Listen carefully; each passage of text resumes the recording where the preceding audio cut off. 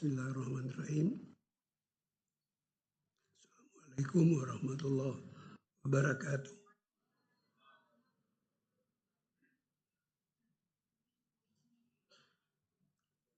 Sebenarnya yang mau saya katakan, sebagian sudah dikatakan oleh teman saya, tuan rumah Profesor Didi Rahbini. Jadi saya tidak usah mengulang lagi, sebab itu redundant kalau saya mengulang lagi. Dan sebagian, dan saya kira akan diulang oleh saudara Rocky Gerung, yang beberapa hari lalu rekaman ceramahnya di Australia disiarkan di Indonesia, dan saya dengar,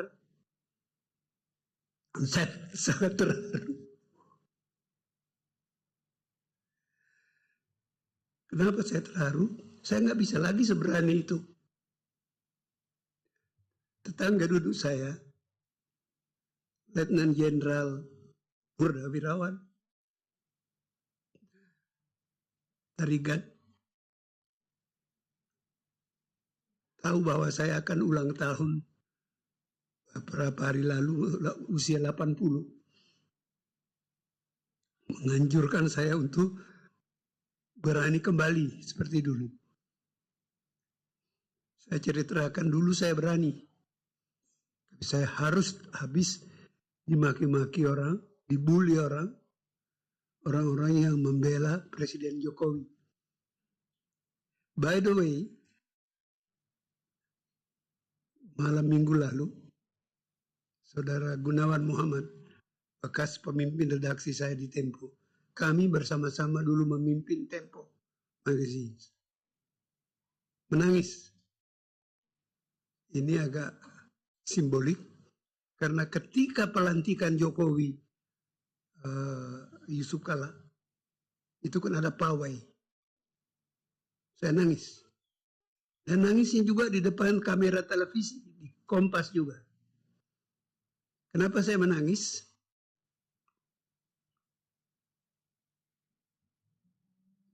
Saya teringat 10 tahun saya di Amerika selalu melihat pesta setelah pemilihan presiden. Dan saya bilang, di negeri saya kita gak pernah merayakan. Ketika Jokowi dan Yusuf Kala berpawai keliling Jakarta, saya terharu. Toh akhirnya bangsa saya merayakan terpilihnya pemimpin. Sedihnya ketika hari-hari terakhir Jokowi, teman saya Gunawan nangis di depan kamera TV. Apakah ini tanda bahwa awal dan akhir dimulai dengan tangis? Wallahu a'lam. Tapi begitulah. Ketika saya saya tidak melihat siaran pertama. Siaran kedua diulangi siaran itu. Dan saya nonton. Dan saya tiba-tiba teringat. Dulu sekian tahun lalu saya juga menangis.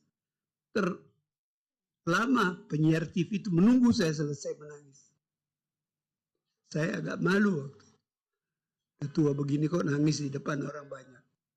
Tapi untungnya waktu itu TV Kompas belum populer sekarang karena dia baru. Jadi saya cek teman-teman, nggak ada yang melihat saya menangis. Alhamdulillah. Tapi sekarang ini saya senang kalau Anda semua menonton, karena Gunawan dulu itu mendukung Jokowi. In a way, saya juga senang ketika Jokowi terpilih, sebab ini kan menarik dilihat riwayatnya. Saya lalu teringat bagaimana sejumlah pembesar presiden, pengurus negara tertinggi, memulai dengan jabatan yang rendah sekali. Kalau tidak salah, Presiden Tiongkok sekarang ini, dia dulu pejabat penting di Shanghai. Dan dia melalui proses merangkak naik, akhirnya menjadi orang nomor 1 di Tiongkok. Nah, saya jadi terharu melihat Jokowi itu mulai dari wali kota Solo, jadi gubernur meskipun sebentar, kemudian jadi Presiden Republik Indonesia. Itu alasan saya waktu itu. Tapi seperti yang dikatakan Saudara Gunawan di TV One itu, beliau sangat kecewa. Saya tidak terkejut kalau Saudara Gunawan kecewa. Seperti kebanyakan Anda semua. Terutama yang sudah berumur, kalau yang masih muda sekali, tidak melihat semua proses itu, Anda tidak akan terlalu kecewa. Karena itu seorang senior seperti Jenderal Tarigan itu menyaksikan kita semua, termasuk generasi saya, yang berdemonstrasi tahun 65-66, itu bertanya kepada yang muda-muda, kok kalian tidak demonstrasi? Zamannya sudah lain, Pak.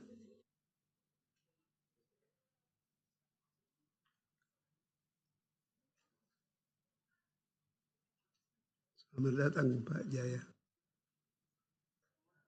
Hai, akan datang. Oke, jadi generasi yang muda sekali sekarang tidak melihat bagaimana kita tahun 66, usia saya waktu itu belum 30 tahun, dan sangat rajin, bukan hanya berdemonstrasi. Saya dulu itu mengelola Radio Ampera yang punya siaran dari Tebet dan markas Kopassus di Magelang. Semua tokoh-tokoh yang melindungi itu, tokoh-tokoh militer yang melindungi itu sudah tidak ada sekarang. Jenderal Sarwoedi sudah meninggal, Mayor Jenderal Purnawirawan Suweno di Magelang, Komandan Batalion Kopassus, itu menyediakan tempat buat kita, dan kita mempunyai pemancar kecil dari Magelang. Sudah tidak ada lagi generasi ABRI yang dulu dengan semangat yang tinggi, sekarang tidak ada lagi. Jadi Pak, sebagaimana kita menyaksikan generasi muda mahasiswa yang lain daripada generasi kami dulu, kita juga melihat generasi ABRI, sekarang namanya TNI, yang juga lain sama sekarang. Ada mungkin baiknya. Saya tidak mengatakan itu tidak baik. Mungkin ada baiknya. Tidak mungkin kita mereproduksi apa yang ada dulu ke zaman sekarang ini. Gitu. Saya akan mengucapkan khusus kepada Pak Jaya, terima kasih besar, terima kasih banyak atas segala bantuan beliau kepada kegiatan Institut Peradaban. Bertahun-tahun, sudah usia kita sudah sekitar 10 tahun. Dan selalu dibantu oleh Pak Jaya. Tidak selalu hadir kalau beliau kami undang, tapi bantuan beliau selalu ada. Atas nama saya dan semua teman-teman, kami mau mengucapkan terima kasih kepada Anda, Pak Jaya, dan kepada lembaga Anda. Saya kira saya mau mengucapkan selamat datang kepada Anda semua, terutama yang muda-muda, yang mudah-mudahan mendapat berkah rahmat dari kegiatan kami ini, supaya kegiatan seperti ini bisa Anda reproduksi untuk masa-masa yang akan datang. Kami semua sudah berusia tua.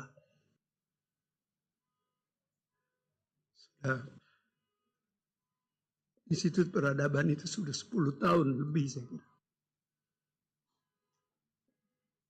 Kami berharap Anda-Anda yang muda-muda bisa melanjutkan kegiatan seperti ini, supaya semangat ini tidak padam. Lilin-lilin ini jangan tertiup angin sehingga hilang.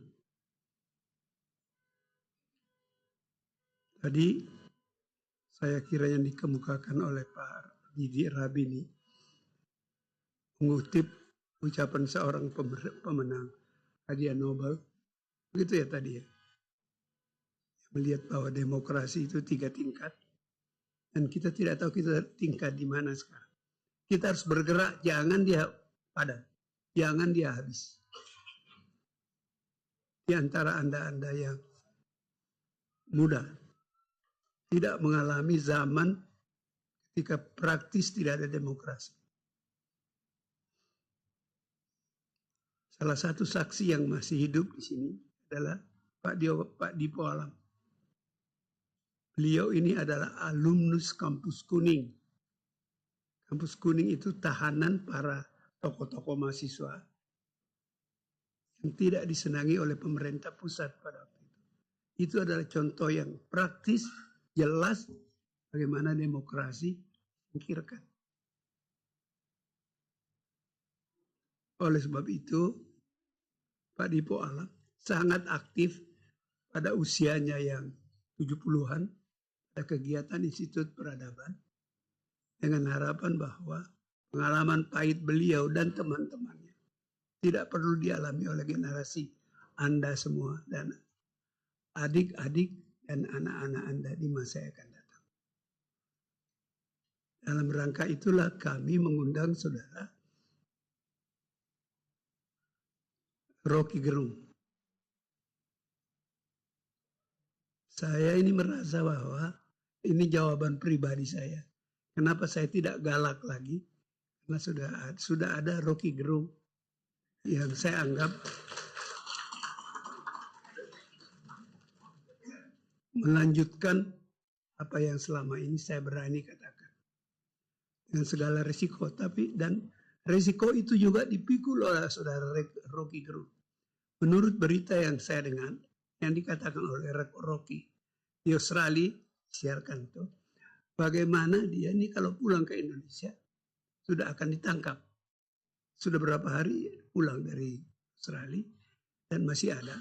Kami agak ragu karena undangan kami kepada beliau ketika beliau masuk di Australia.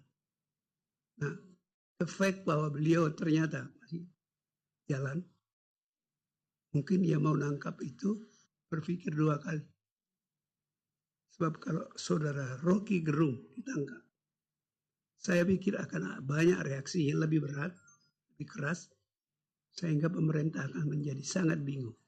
Karena Rocky telah menjadikan dirinya fenomena yang kritis kepada pemerintah yang ada sekarang ini. Mudah-mudahan harapan itu terlaksana.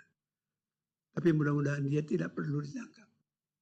Sebab itu selain dia akan menderita karena ditangkap, yang lebih menderita lagi adalah yang menangkap dia. Sebab akan berhadapan dengan reaksi dari orang-orang yang merasa bahwa ini adalah contoh yang jelas bagaimana kalau demokrasi itu tidak jalan. Saya mengucapkan sekali lagi terima kasih kepada Anda semua. Terima kasih kepada para Madinah yang bekerja sama pada kita. Dengan para Madinah ini kalau tidak salah kedua kalinya ya kita bersama. Dan kita masih akan melakukan banyak kegiatan bersama di masa yang akan datang. Terima kasih kepada Anda semua. Mudah-mudahan Anda mendapat berkah dan hikmah dari acara kita hari ini. Terima kasih. Wassalamualaikum warahmatullahi wabarakatuh.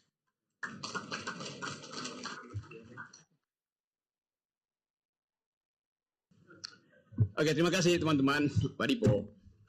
Saya mulai dengan sedikit suasana lain, karena tadi guru saya, Pak, teman juga, Pak Salim Said, memulai dengan cucuran air mata. Atau dia menceritakan sahabatnya Gunawan Muhammad yang bercucuran air mata. Pertanyaannya, apa yang disesali itu? Kalau ada lagu Don't Cry For Me Argentina itu semacam tipuan dari Evita Peron waktu itu untuk mengambil kembali semangat dari rakyat yang mulai pudar, tidak lagi percaya pada jenderal yang ada suaminya tuh. Don't Cry For Me Argentina, lu apa liriknya tuh? The truth is I never let you. Itu dasarnya tuh. Jadi kalau kita bicara tangis menangis, memang banyak orang yang bersedih karena demokrasi yang diharapkan, diupayakan oleh Presiden Jokowi batal demi keluarga, bukan demi yang lain. Dibatalkan hanya oleh urusan satu kotak kongguan gitu. Baik, mungkin terakhir pada Pak Salim, silakan.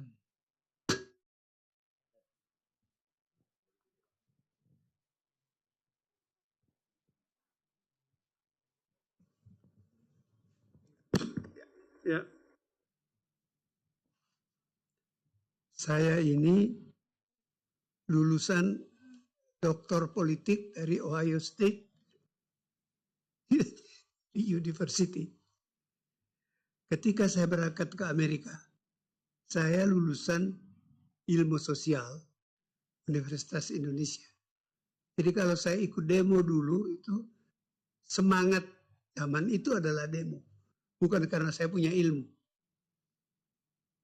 Ketika mulai kuliah di Amerika, kepada kami calon-calon doktor politik, itu kami mendapat kuliah dari berbagai keahlian.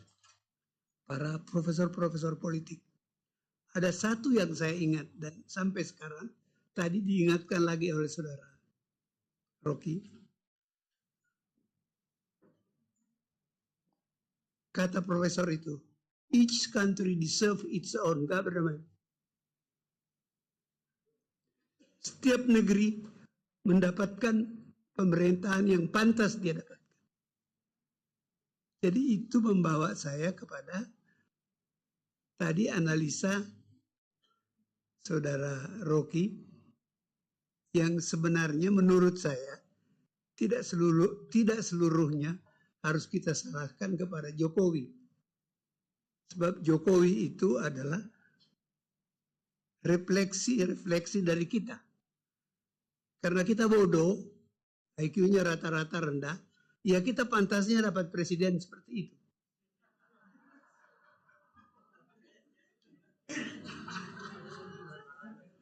Itu cara saya menafsirkan ucapan profesor saya di Ohio itu. Nah, saya ingin dengar komentar saudara Rocky. Silakan.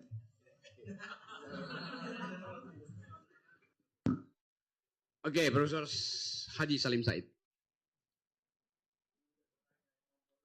Ya,